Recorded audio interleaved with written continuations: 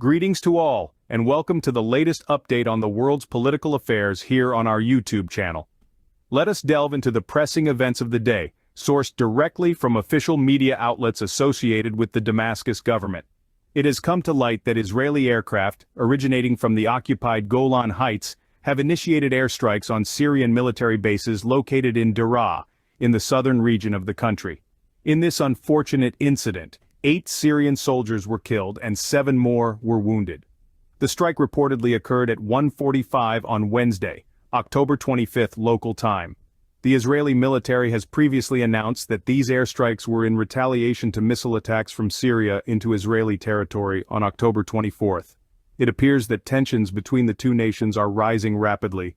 Not too long ago, the Syrian military reported Israeli missile attacks on airports in Damascus and Aleppo, causing a significant disruption to their operations.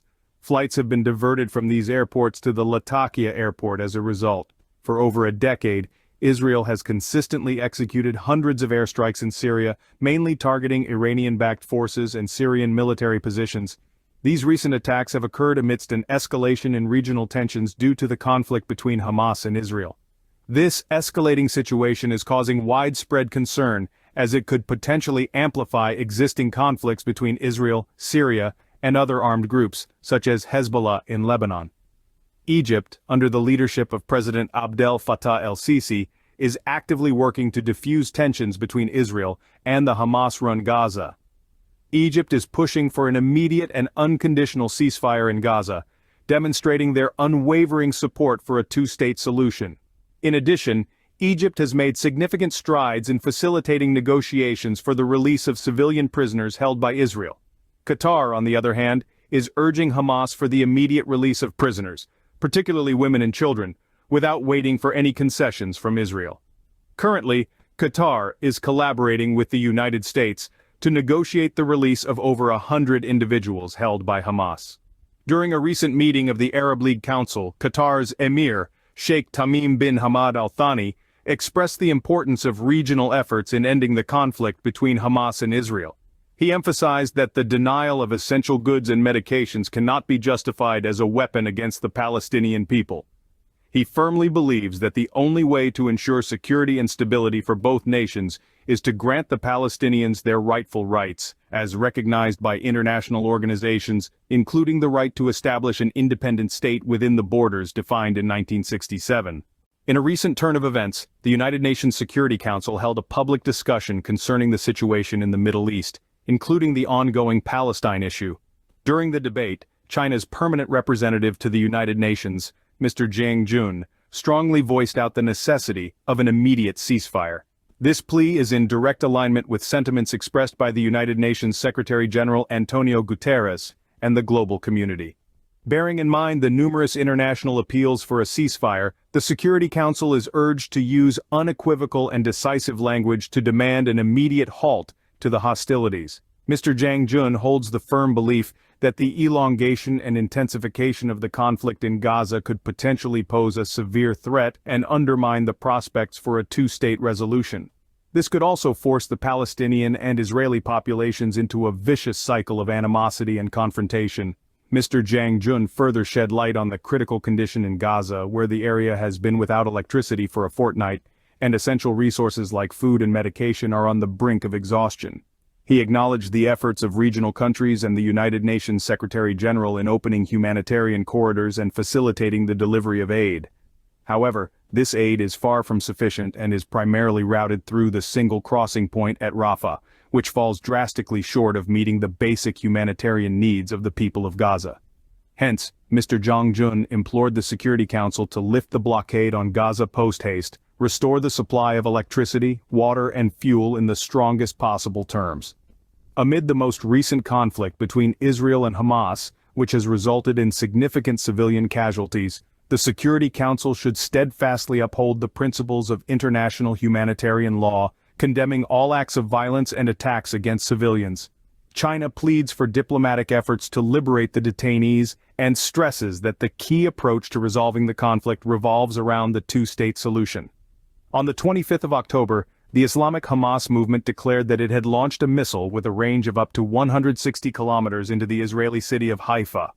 marking the first time that Hamas has targeted this major port city in Israel with long-range missiles. The missile, labeled as the R-160, is one of Hamas's longest-range missiles, capable of reaching targets up to 160 kilometers away. The R-160, which is a derivative of the WS-1, also known as the K-1, M302, carries a heavy 150 kilograms warhead with a substantial payload.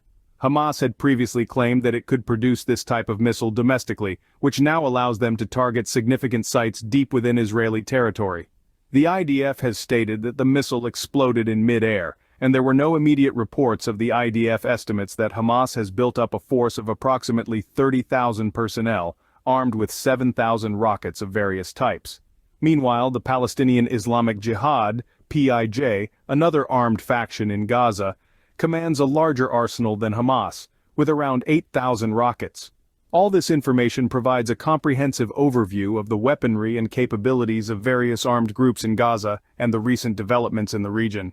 Furthermore, they possess heavy artillery procured from various corners of the Middle East, notably Iran, Syria, and Libya. An assortment of handguns and assault rifles from different regions also forms part of their arsenal. Hamas owns a range of homemade explosives, and it's reported by Western sources that their collection extends to an array of unmanned aerial vehicles, UAVs, drones, guided missiles, anti-tank missiles, and heavy-duty artillery shells for sustained resistance.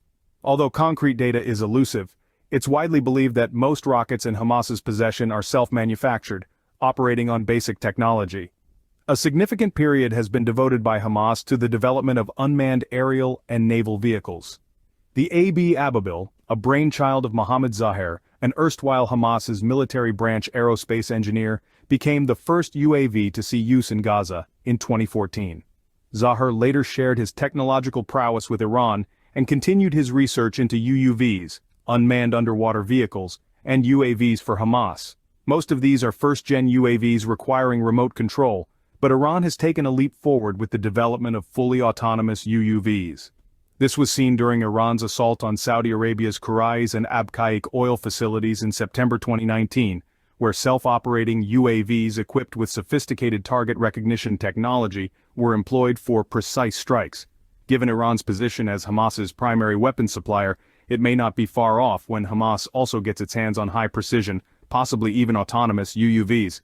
This is a matter of concern for Israel. Zari, a known weapons designer for Hamas, was in the process of developing a drone capable of diving and carrying explosives for attacking offshore oil rigs, bridges, ports, and vessels. His career was cut short but his valuable innovation likely survives in the form of design schematics. And Israel found and destroyed a similar drone in 2021 which Hamas had tried to launch from a Gaza beach.